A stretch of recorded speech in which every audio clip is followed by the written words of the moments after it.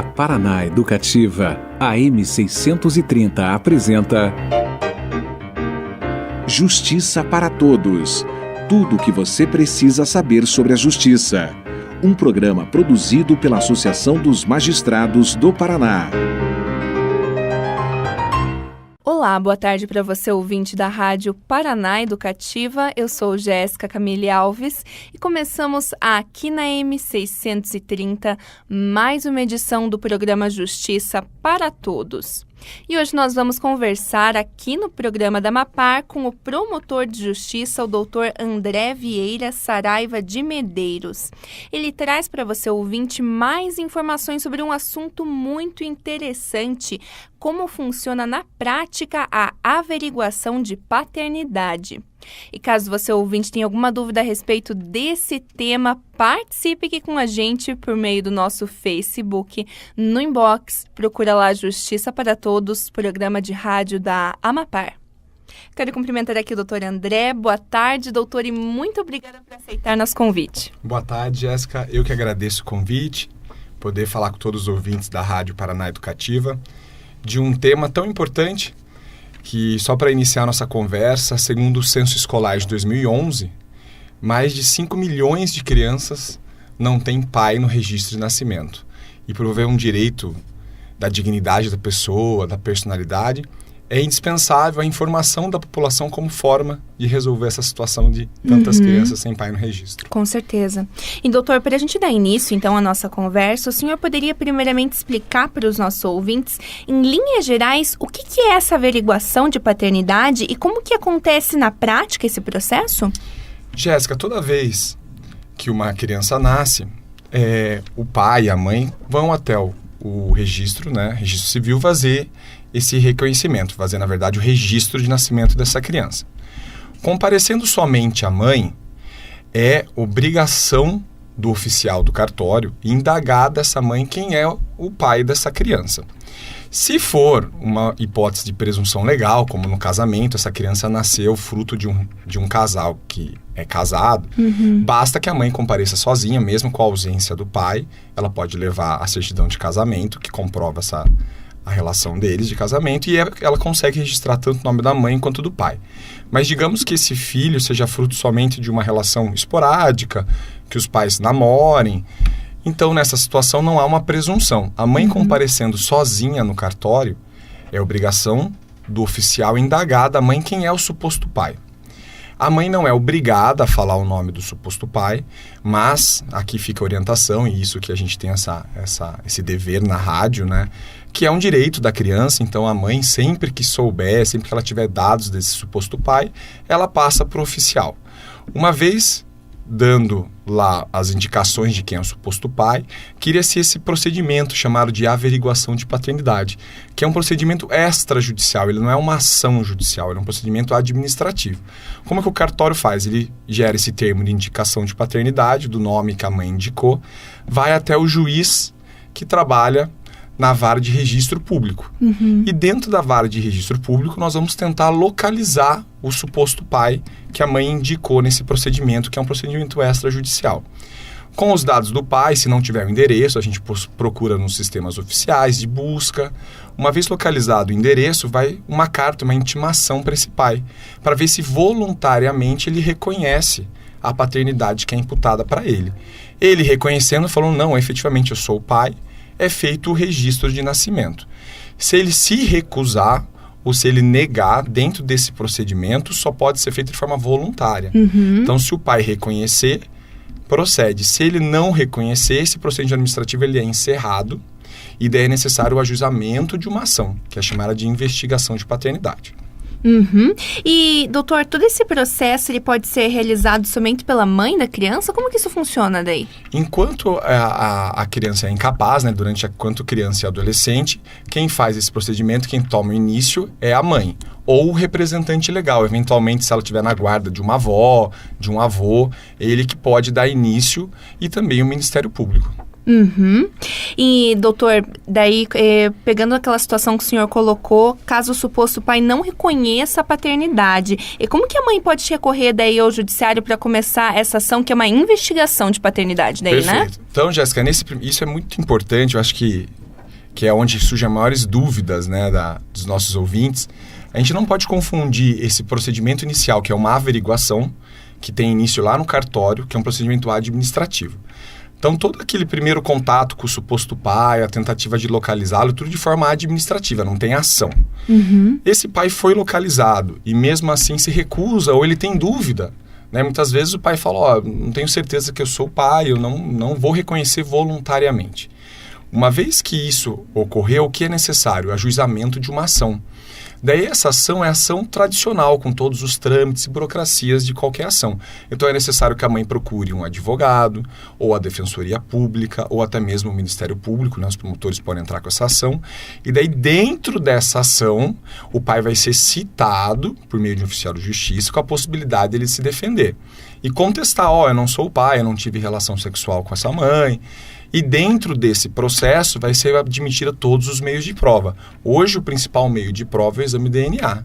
Então, todas as ações de investigação se marca uma data para a coleta do material genético e depois comprovação dessa paternidade biológica. Mas o que a mãe deve fazer? Isso que é importante orientar as mães. Foi até o cartório, indicou o nome do pai. Procurar depois, saber, por que até hoje não foi feito? Por que não foi feito? Porque o pai não reconheceu. O pai alega que o suposto pai não reconheceu voluntariamente. Daí a mãe tem que tomar esse segundo passo, que é procurar um advogado, Defensoria Pública, para ingressar com a ação, que é chamada de ação de investigação de paternidade. E, doutor, na hipótese que o suposto pai recuse a fazer esse exame de DNA, eu não sei se isso acontece com frequência, mas o que é feito daí? Jéssica, isso é muito comum também. E no início foi a jurisprudência que formou o entendimento que geraria uma presunção de paternidade.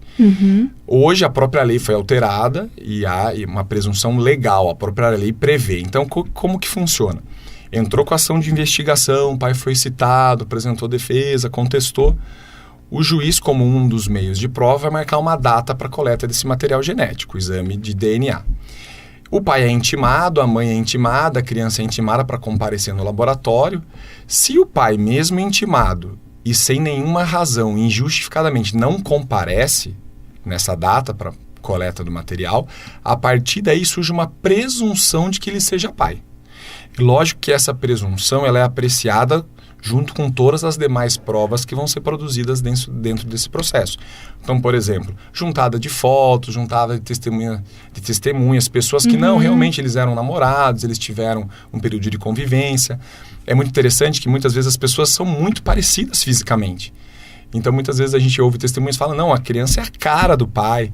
Muitas vezes vem a avó paterna, né, a suposta avó, comparece e fala, não, ele é muito parecido com meu filho, ele é meu neto. Então, o importante é saber que não comparecendo, então não é uma estratégia para o pai, né? Muitas vezes os pais... Não adianta nada. Não adianta nada, ao contrário, né? Ele vai ter uma presunção de que ele é pai e impede a realização desse exame, que traz uma certeza até mesmo para ele e para todas as pessoas dessa paternidade por meio do exame de DNA.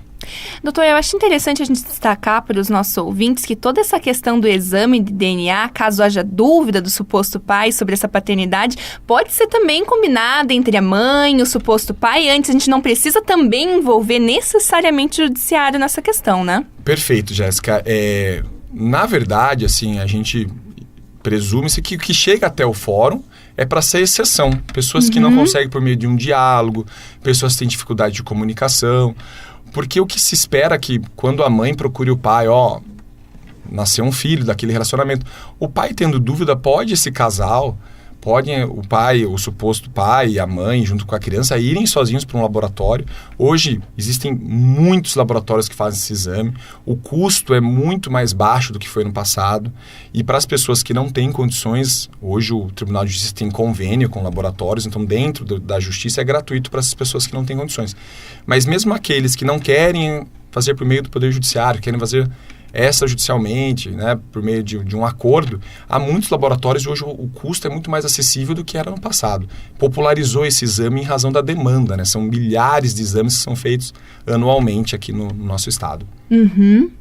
Nós estamos conversando aqui no estúdio da Rádio Paraná Educativa com o promotor de justiça, o Dr. André Vieira Saraiva de Medeiros.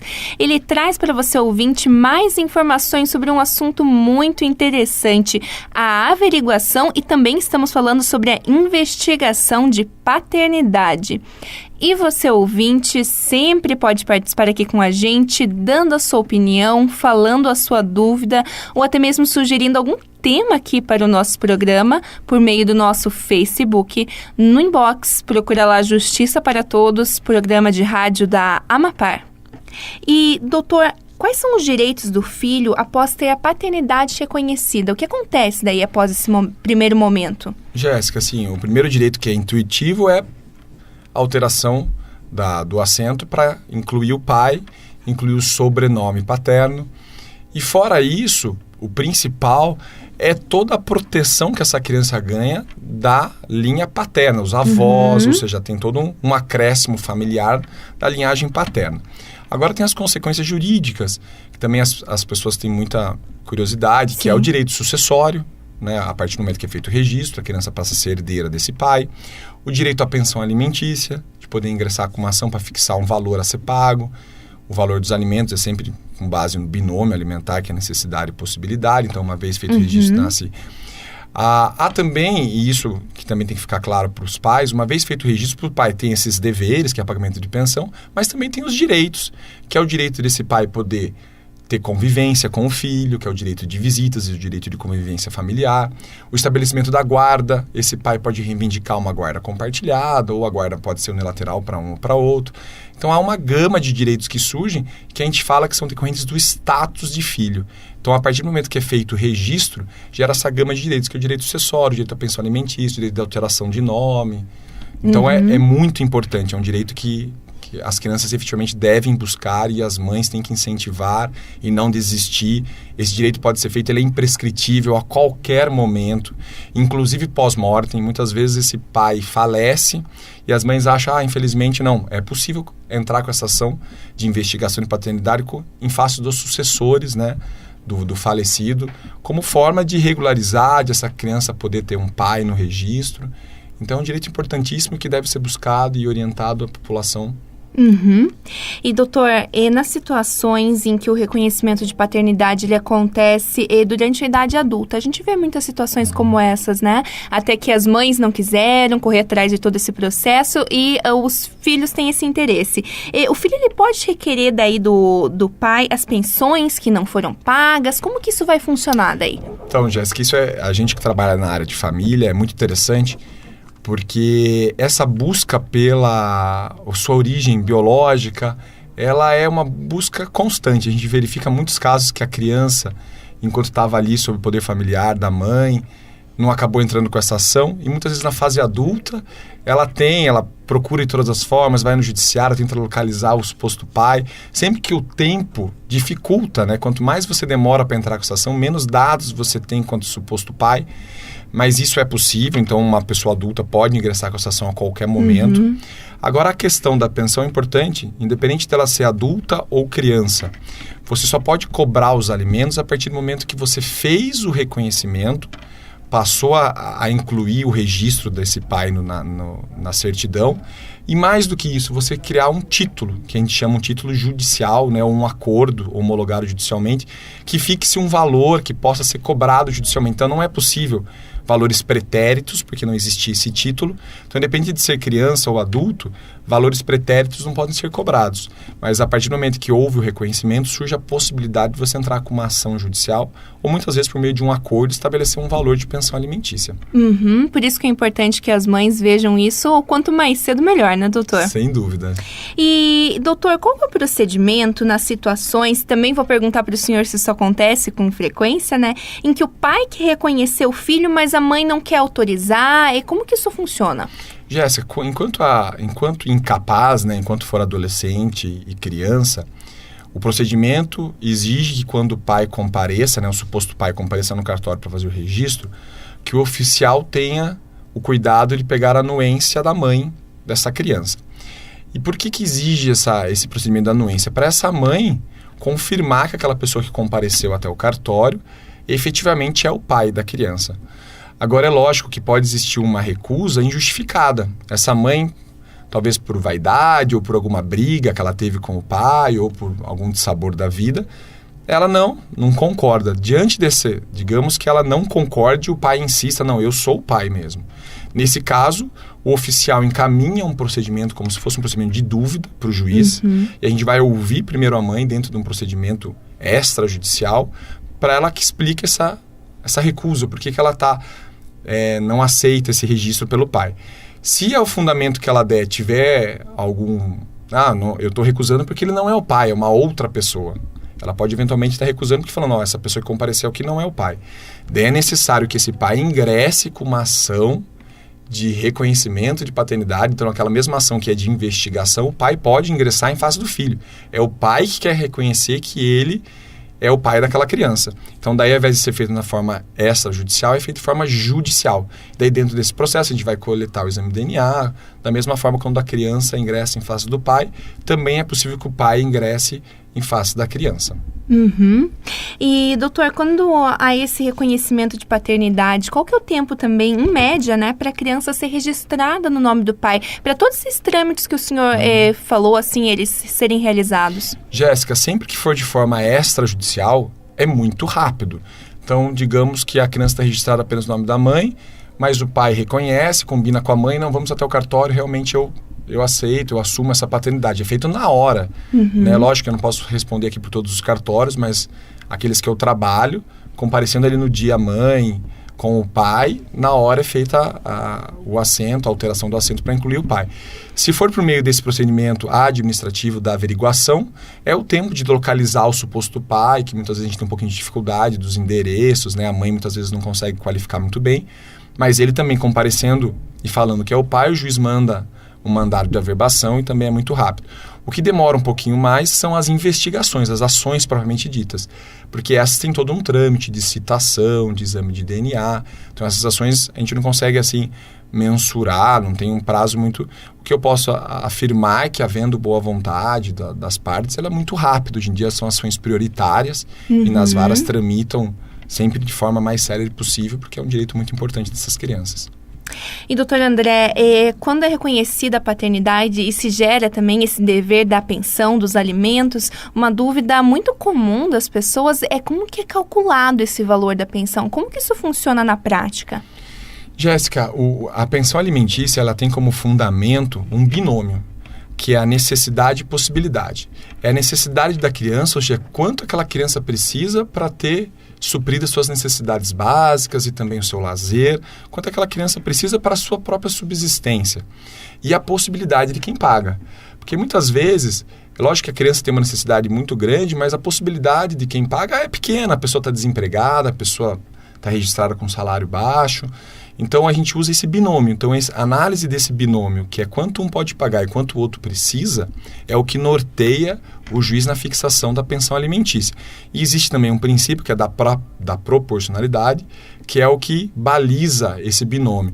Então, o juiz, toda vez que tem uma ação de alimentos, ele vai verificar qual a possibilidade desse pai pagar. Quanto que ele ganha no registro, qual é o patrimônio que esse pai tem, quais são os bens, qual é a vida social que ele ostenta, com base nessa possibilidade e na necessidade da criança, porque cada indivíduo tem suas necessidades, então é evidente que tem crianças que têm necessidades especiais, tem um custo mais alto, e tem outras que têm a saúde perfeita, graças a Deus não demandam uma necessidade especial.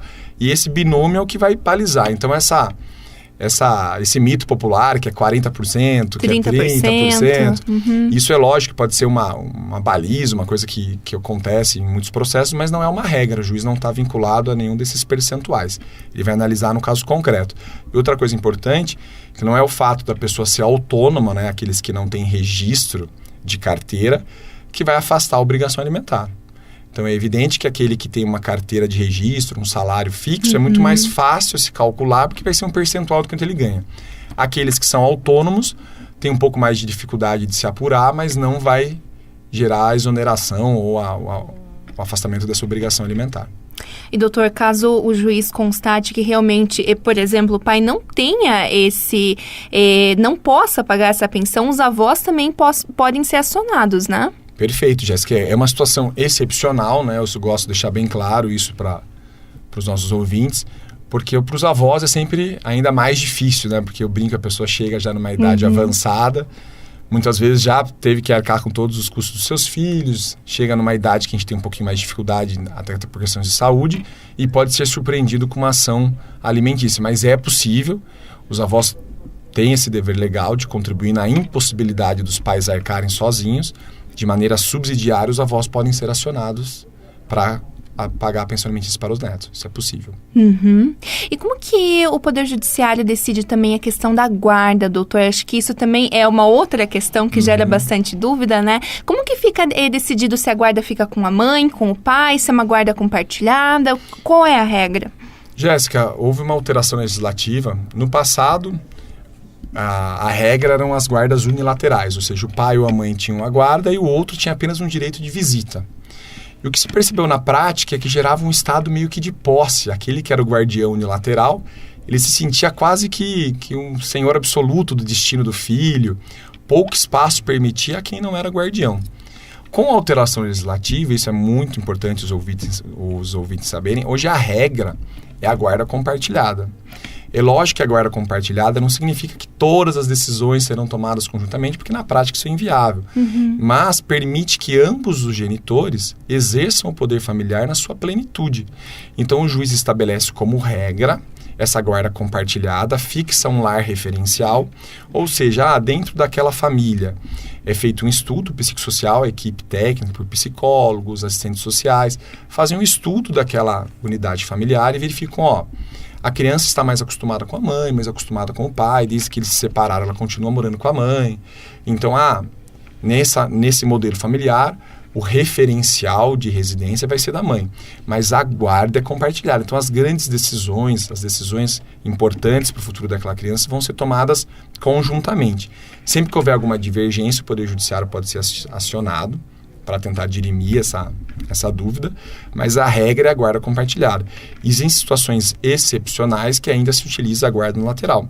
Quando um dos pais abre mão, eu concordo, eu acho que eu prefiro que o outro fique, ou na situação concreta que a gente verifica a impossibilidade de um deles exercer, seja porque não tem condições.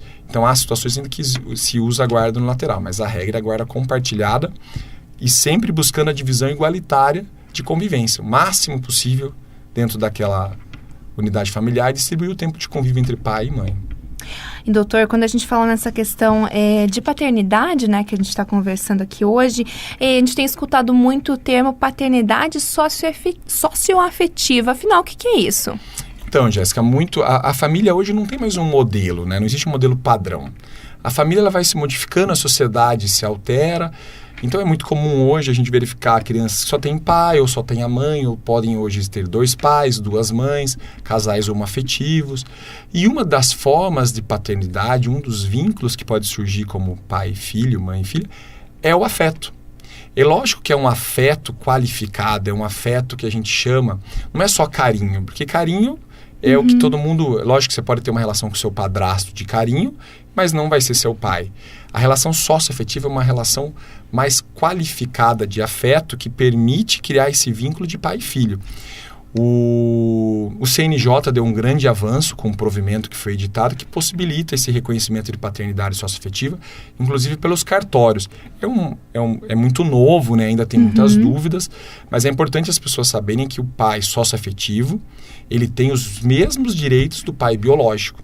Então, muitas vezes, aquele que não tem o vínculo sanguíneo com a criança, mas durante toda a vida se comportou como pai, foi chamado como pai, trata aquela criança como filho. Essas relações sendo apreciadas como um vínculo socioafetivo, surge uma paternidade socioafetiva com os mesmos direitos e obrigações. Em relação à pensão, tudo que a gente conversou de pensão, sucessão, tudo aquilo surge também para o pai socioafetivo. É lógico que você tem que regularizar essa paternidade socioafetiva, ou por meio de forma extrajudicial, que tem um provimento, com uma série de regras que possibilitam isso, ou por meio de uma ação judicial. Essa ação judicial que, ao final, vai reconhecer uma paternidade socioafetiva. E o pai socioafetivo, Jéssica, isso é importante também deixar claro, é possível até a coexistência dele com o biológico. Então, a criança tem um pai biológico, aquele que consta no registro, mas a vida inteira aquela criança foi criada por um outro pai. E essa criação não foi apenas de padrasto, uma relação de pai e filho. Lógico que o que a gente usa como critério é o tratamento, o uso do nome, como essa criança é vista no meio social. Muitas vezes todas as pessoas que estão em volta daquela criança têm a certeza que o pai é o sócio-afetivo, porque muitas vezes nem viram o pai biológico. Então isso é analisado pelo Poder Judiciário quando é por meio de ação e pode surgir a paternidade sócio-afetiva.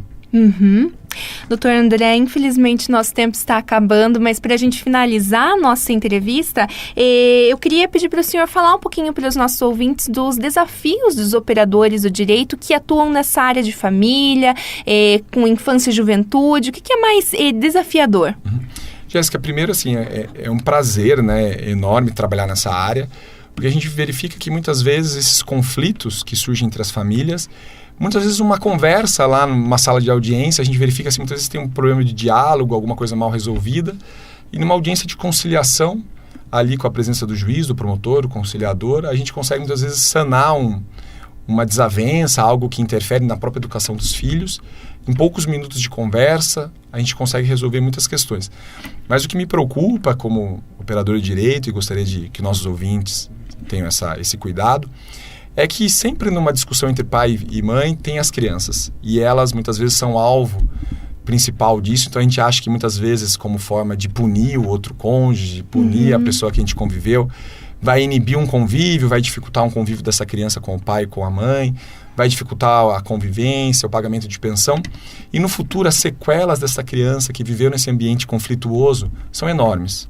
Então, assim, o que a gente pede é sempre que existisse essa desarmonia, que seja procurado um advogado, ingressado com uma ação e resolver sempre no início, para tentar não romper esse vínculo, para permitir que essa criança conviva com o pai e com a mãe. Então, assim, eu acho que se for para deixar uma mensagem, seria essa mensagem de harmonia, que as famílias sempre que possível procurem o Poder Judiciário, se não for possível de forma extrajudicial, mas que quanto antes essa desarmonia seja sanada para que possa ser restabelecida a convivência familiar. Doutor André, infelizmente nosso tempo acabou mesmo, mas eu quero novamente agradecer a participação do senhor aqui no programa da Mapar e até uma próxima vez. Eu que agradeço, já estou sempre à disposição. Muito obrigado. E a gente fica por aqui com o programa Justiça para Todos e voltamos amanhã às 3 horas da tarde. É claro, o ouvinte espera a sua companhia. Um ótimo dia e até lá. A Paraná Educativa M630 apresentou Justiça para Todos. Tudo o que você precisa saber sobre a justiça. Um programa produzido pela Associação dos Magistrados do Paraná.